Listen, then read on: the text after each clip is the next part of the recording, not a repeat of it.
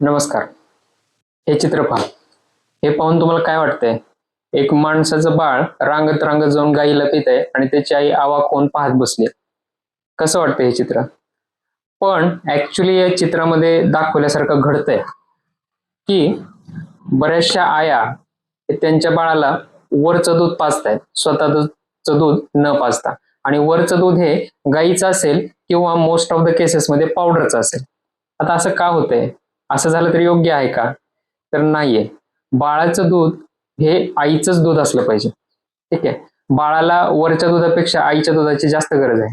हे आपल्या सगळ्यांनाच माहिती आहे की बाळाची रोगप्रतिकारशक्ती वाढते, आईचं आणि बाळाचं बॉन्डिंग आणखी घट्ट होतं, बाळ कमी आजारी पडतं, त्याचप्रमाणे बाळाचं वजन योग्यरीतीने वाढतं.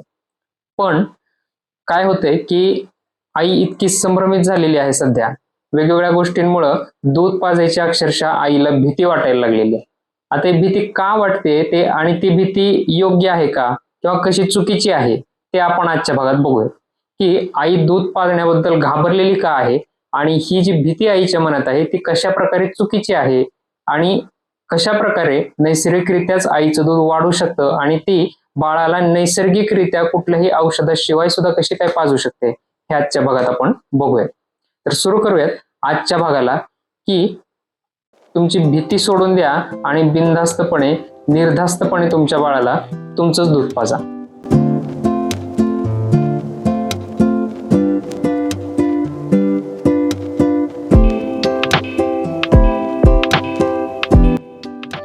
तर मुळात आईची भीती ही सुरू कुठून होते?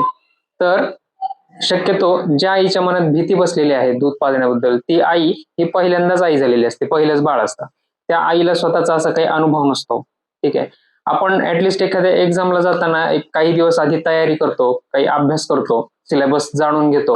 पण स्तनपान या गोष्टीबद्दल कुठलीही स्त्री, मग ती शिकलेली असो किंवा आजकाल निरक्षर तर कोणी राहिलेलंच नाहीये, पण कितीही उच्च पदस्थ जॉब करणारी असू द्या, गृहिणी असू द्या किंवा कमी शिकलेली असू द्या, कोणत्याही स्तरातील कोणतीही स्त्री ही स्तनपानाबद्दल काहीही जाणून घेण्याची तसदीच घेत नाही बाळाच्या जन्माच्या अगोदर. बाळाची सोनोग्राफी आपण वेळेवर करतो, बाळा म्हणजे आईचं लसीकरण करून घेतो, वेळेच्या वेळी बाळ पोटात असताना आईचं फॉलोअप चेकअप गायनेकोलॉजिस्ट डॉक्टरांकडे करून घेतो. पण बाळ जन्माला आल्यानंतर त्याला जगण्यासाठी जे महत्वाचं आहे आईचं दूध, तर त्या दुधाबद्दल आणि पाजण्याबद्दल आई कुठलीही माहिती मिळवत नाही किंवा घरातल्या इतर महिला सुद्धा एक प्रायर थोडीशी माहिती आईला देऊन ठेवणं वगैरे अशा भानगडीत पडत नाही. आणि त्यामुळेच काय होतं की बाळ जन्माला आल्या आल्या आईला काहीच माहित नसतं, पूर्ण ब्लँक असते. आणि मग ऐनवेळी जो कोणी त्या आईला जे काही सांगेल त्याच्यावर विश्वास ठेवायचा आणि पुढे चालायचं, असं एक आईने धोरण स्वीकारलेलं असतं. त्यामुळे काय होतं की सुरुवातीच्या काही दिवसामध्ये दूध घट्ट असतं आणि त्यामुळे ते कमीच असतं, हे आईला माहितीच नसतं. त्यामुळे मग घरातील इतर अनुभवी बायका, भेटायला येणारे नातलग महिला या सांगू लागल्या की तुला दूधच येत नाहीये, दुधाच्या धाराच येत नाहीये किंवा तुझं दूध गळतच नाहीये, बाळ रडतंय बघ, हे असं काही सांगू लागल्या की मग आई विश्वास ठेवते की नाही खरंच माझं दूध कमी आहे आणि मग वरचं दूध पाजायला सुरू करते. त्याचप्रमाणे आईला काही बेसिक गोष्टी माहिती नसतात, जसं की सीझर झालं तरी आई पाजू शकते बाळाला किंवा नॉर्मल डिलिव्हरी झाली तरी पाजू शकते. आईनं बाळ पोटामध्ये एक 8 महिने वाढवणं महत्वाचं आहे. बाळ स्वतःच्या स्वतः अंगावर पिऊ शकतं किंवा जसं की बाळाला योग्य रीतीने पकडलं पाहिजे, याला आपण ब्रेस्ट फिडिंग पोझिशन म्हणतो. तर या पोझिशन्स कोणत्या प्रकारच्या आहेत किंवा बाळाला घेऊन बसताना कोणत्या प्रकारे बसलं पाहिजे, या काही बेसिक माहिती सुद्धा आईला नसतात. आणि त्यामुळे काय होतं, बऱ्याच वेळा ब्रेस्ट फिडिंग पोझिशन चुकीची असल्यामुळं, बाळाला नीट न पकडल्यामुळं किंवा बाळाची मान ओव्हर फ्लेक्स किंवा ओव्हर एक्सटेंड झाल्यामुळं बाळाला आईचं दूध ओढता येत नाही आणि मग बाळ सोडून देतं. आईच्या स्तनावर लॅच होऊन ते लगेच सोडून देतं. पण तेव्हा आईचा गैरसमज काय होतो की मला दूध नाहीये म्हणून सोडलंय, आणि लगेच मग इतर व्यक्ती असतातच उपदेश द्यायला आणि मग त्या लगेच त्या बाळाला पावडरचं दूध चालू करतात. ठीक आहे. तर आईचं हे अज्ञान जे आहे स्तनपानाबद्दलचं, त्यामुळे सगळ्यात मोठं नुकसान हे बाळाचं होतं, कारण ते बाळ त्याच्या आईच्या दुधापासून वंचित राहतं. तर यासाठी काय केलं पाहिजे? तर आधी मनातून स्तनपानाबद्दलची भीती काढून टाकली पाहिजे. आणि शक्य झालं, आता ज्या महिलांना ऑलरेडी बाळ आहे आणि दूध वाढवण्यासाठी म्हणून ते हा व्हिडिओ बघतायत, तर त्यांच्यासाठी तुम्ही हे करा की इतर ज्या तुमच्या माहितीतल्या महिला असतील, ज्यांना आणखी बाळ डिलिव्हर व्हायचंय, ज्या प्रेग्नंट आहेत, त्यांना प्रेग्नन्सीमध्येच थोडेसे स्तनपानावरचे व्हिडिओ बघून थोडी बेसिक माहिती घेऊन ठेवायला सांगा. जसं की ब्रेस्ट फिडिंग पोझिशन, लॅचिंग काय असते, आईचं दूध कधी सुरू होतं, आईनं किती वेळा पाजलं पाहिजे बाळाला, अशा प्रकारची बेसिक माहिती आधीच घेऊन ठेवायला सांगा. म्हणजे ऐनवेळी आईला जेव्हा बाळ जन्माला येईल तेव्हा आईला टेन्शन येणार नाही आणि घरातल्या माणसांना देखील योग्य माहिती असेल आणि ते योग्य मार्गदर्शन आईला करू शकतील. तर मुळात भीतीची सुरुवात कुठून येते हे आपण पाहिलं. आता आणखी कोणत्या कोणत्या प्रकारच्या भीती आईच्या मनात असू शकतात की ज्यामुळं आईचं दूध जातंय किंवा दूध असताना सुद्धा आई पाजणं बंद करते. तर आणखी काही भीती असतात त्या आईनं स्वतःच निर्माण केलेल्या असतात. मला युट्यूबच्या व्हिडिओवर बऱ्याचशा कमेंट येतात स्तनपानाबद्दल. आईच्या मनातील वेगवेगळ्या शंका माता मला विचारतात. तर त्यामध्ये काही कॉमन गोष्टी आहेत की ज्या प्रत्येक आईला मनामध्ये खात आहेत आतून. जसं की फॉर एक्झाम्पल स्तनांचा आकार लहान आहे, तर मग मला दूध कमी असेल का? तर असं काही नाही. स्तनांचा आकार लहान जरी असेल किंवा मोठा असेल, त्या आईला बाळ आहे म्हणून दूध आहे. एखाद्या आईचे स्तन लहान आहेत म्हणून तिला दूध नाहीये आणि नुसतंच त्या आईला बाळ झाले असं कधी होत नाही. निसर्गाच्या दृष्टीनं सर्वजण सारखे आहेत. त्यामुळं स्तनांच्या आकारावर आईच्या दुधाचं प्रमाण डिपेंड नाहीये. आणखी एक भीती आहे आईच्या मनात की आईचं दूध गळत नाहीये, तर मग आईला दूध असेल की नाही. तर असं काही नाही. प्रत्येक वेळी आईचं दूध बाळानं अंगावर पिताना गळालंच पाहिजे आपोआप किंवा आईचे कपडेच भिजले पाहिजेत असं काही नाही. ठीक आहे. आईला दूध असताना सुद्धा जर बाळ खूप जास्त पित असेल दूध, तर बाळाने जर ते दूध पिऊन टाकलं तर मग ते कुठून गळणार एक्स्ट्राचं दूध किंवा कपडे तरी भिजणार कसे? कारण बाळाची भूक वाढेल तसं ते जास्त दूध पित आहे. त्यामुळं आईचे प्रत्येक वेळी दुधानं कपडे भिजलेच पाहिजेत किंवा बाळानं पिताना ऑपोजिट साईडच्या ब्रेस्टमधून दूध आपोआपच गळायला पाहिजे असं काही नाही. काही मातांना असा अनुभव येऊ शकतो किंवा काही मातांना असा अनुभव येणार पण नाही. पण याचा अर्थ असा नाही की ज्या मातेला तो अनुभव येत नाहीये तिला दूध नाहीये असं आपण म्हणू शकत नाही. पुढचं एक भीती असते आईच्या मनात की ही फार कॉमन आहे बरं का, की माझे स्तन सॉफ्ट लागत आहे, पूर्वीसारखे कडक लागत नाही. तर ते कशामुळं? मग दूध कमी झाले का? तर असं नाही. याचं उत्तर असं आहे की स्तन कडक कधी लागतात? सुरुवातीच्या महिन्यात बाळ लहान असतं, बाळाची भूक पण कमी असते आणि बाळाचं पोट पण लहान असतं. त्यामुळे बाळ थोडंच दूध पितं. मग उरलेलं दूध जे आहे ते स्तनांमध्ये साठून राहतं आणि त्यामुळं एंगॉर्जमेंट होते. एंगॉर्जमेंटचा अर्थ की त्या स्तनांमध्ये गाठी होण्याची प्रक्रिया सुरू झालेली असते. त्यामुळं ब्रेस्ट एंगॉर्जमेंट होते आणि ब्रेस्ट एंगॉर्जमेंट झाल्यामुळं ते स्तन कडक लागतात. मग ब्रेस्ट एंगॉर्जमेंटचा अर्थ तुम्ही असा पॉझिटिव्ह घेऊ नका की आईला खूप दूध आलंय. मुळात तुम्ही ते काढून टाकण्याची गरज आहे, त्यामुळे ते ब्रेस्ट एंगॉर्ज झालेले आहेत. नाही काढून टाकलं तुम्ही तर त्याच स्तनात गाठी होतील असा त्याचा अर्थ होता त्यावेळी. आणि आता जे आईचे स्तन 2 महिने पाजल्यावर 3 महिने पाजल्यावर जे सॉफ्ट लागतायत ते सॉफ्ट का आहेत? कारण आता बाळाची भूक देखील वाढलेली आहे. बाळाची भूक वाढल्यामुळे बाळ जास्त पितंय आणि बाळानं जास्त दूध पिऊन घेतल्यामुळं ते स्तन तुमचे हलके लागतायत, सॉफ्ट लागतायत. सॉफ्ट का लागतायत? कारण तिथं एंगॉर्जमेंट नाहीये. एंगॉर्जमेंट नाहीये म्हणजेच त्या स्तनांमध्ये दूध साठून राहत नाहीयेत, गाठी होत नाहीयेत दुधाच्या.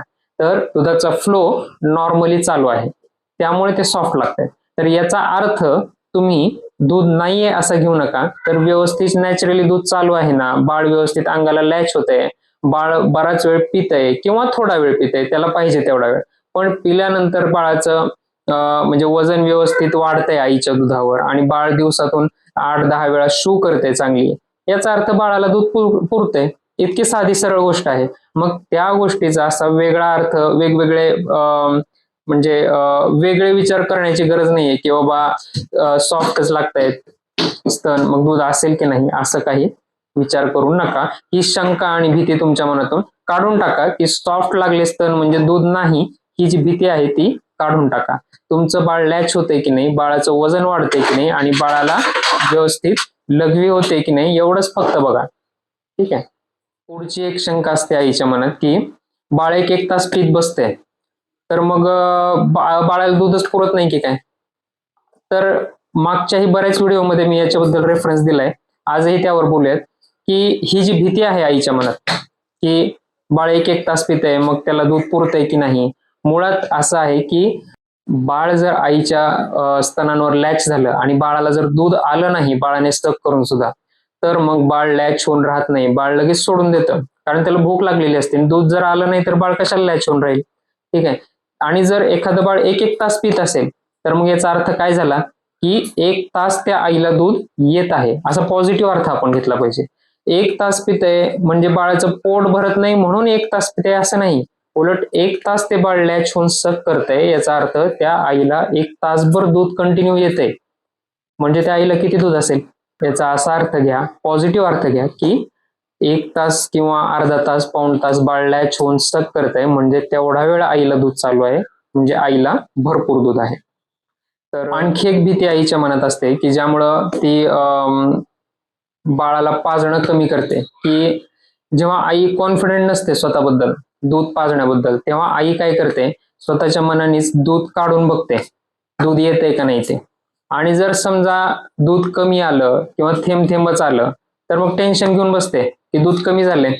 पण असं नकोय करायला, कारण मॅन्युअली एक्सप्रेस केल्यानंतर दूध हे किती येतंय हे तुम्ही व्यवस्थित टेक्निकली करता की नाही एक्सप्रेस, किंवा बाळानं आधी पिलंय का त्या अंगावर, या अशा वेगवेगळ्या गोष्टीवर डिपेंड आहे. त्याचप्रमाणे ऑक्सिटोसिन रिफ्लेक्स हा जो असतो, जो की आईच्या छातीमध्ये तयार झालेलं दूध बाहेर काढण्याचं कार्य करत असतो, तो ऑक्सिटोसिन रिफ्लेक्स किंवा मिल्क इजेक्शन रिफ्लेक्स हा जो आहे तो मॅन्युअली दूध काढताना कमी काम करतो, तेवढा इफिशियंटली काम करत नाही. त्यामुळं जेवढं बाळ डायरेक्ट अंगावर ओढून पिताना दूध येऊ शकतं, त्यापेक्षा ब्रेस्ट पंपनी किंवा मॅन्युअली हाताने दूध काढून पाहताना कमी दूध येतं. म्हणजे नॅचरली जर दूध जास्त यायचं असेल, जास्त बाहेर निघायचं असेल स्तनांमधून, तर बाळाने डायरेक्ट अंगावर पिलं पाहिजे, तरच ते जास्त येतं. पण काय होतं, कमी दूध आलं मॅन्युअल एक्सप्रेशन मध्ये तर आई असा गैरसमज करून घेते की दूध कमी आहे आणि मोजून बघतात बायका. आया काय करतात की 10 ml दूध आलंय, 20च आलंय, मागच्या वेळी 50 ml आलं होतं, आता थेंबरच आलंय. असं काही करायची गरज नाही. तुम्ही स्वतःला पुरावा मागायची गरज नाहीये की मला दूध आहे की नाही. ठीक आहे. देवानं एखाद्या आईला बाळ दिलंय म्हणजे त्या आईला दूध सुद्धा असणारच आहे. त्या बाळाला उपाशी ठेवेल का देव? नाही ठेवणार. किंवा निसर्गतः कोणत्याही प्राण्याला, जसं माणसाला बाळ आहे तसंच गाईला तिच्यासारखंच दिसणार वासरू आहे, म्हशीला तिच्यासारखंच दिसणारं रेडको आहे. आईला सुद्धा, माणसाच्या आईला दूधच येते बाळाला पाजायला, म्हशीला पण दूधच येते आणि गाईला सुद्धा दूधच येते. मग निसर्गानं सर्व प्राण्यांना इतकं समान ठेवलंय, तर त्या गाईच्या वासराला कधी दूध कमी पडत नाही, मग आईच्या बाळाला दूध कसं कमी पडेल? नाहीच पडणार. त्यामुळं सध्या गरज ही आहे की आईनं मनातील या सर्व शंका बाजूला ठेवाव्यात आणि निसर्गतः देवावर, निसर्गावर विश्वास ठेवावा आणि मला बाळ आहे म्हणजे मला दूध देखील आहेच, असा एक सकारात्मक विचार करायचा आहे आणि कॉन्फिडेंटली बाळाला पाजायचंय.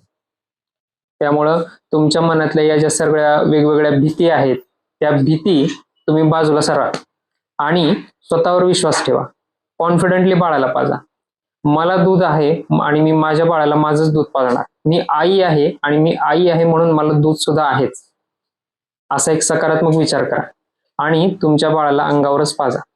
सर्व विचार, स्तन मऊच लागतायत किंवा स्तनातून दूध गळते की नाही गळते, काढून पाहिल्यानंतर कमी दूध येते, बाळ खूप जास्तच वेळ पितंय, या सगळ्या शंका मनातून काढून टाका आणि तुमच्या बाळाला तुमचंच दूध पाजा. ठीक आहे. आता दूध वाढेल कसं?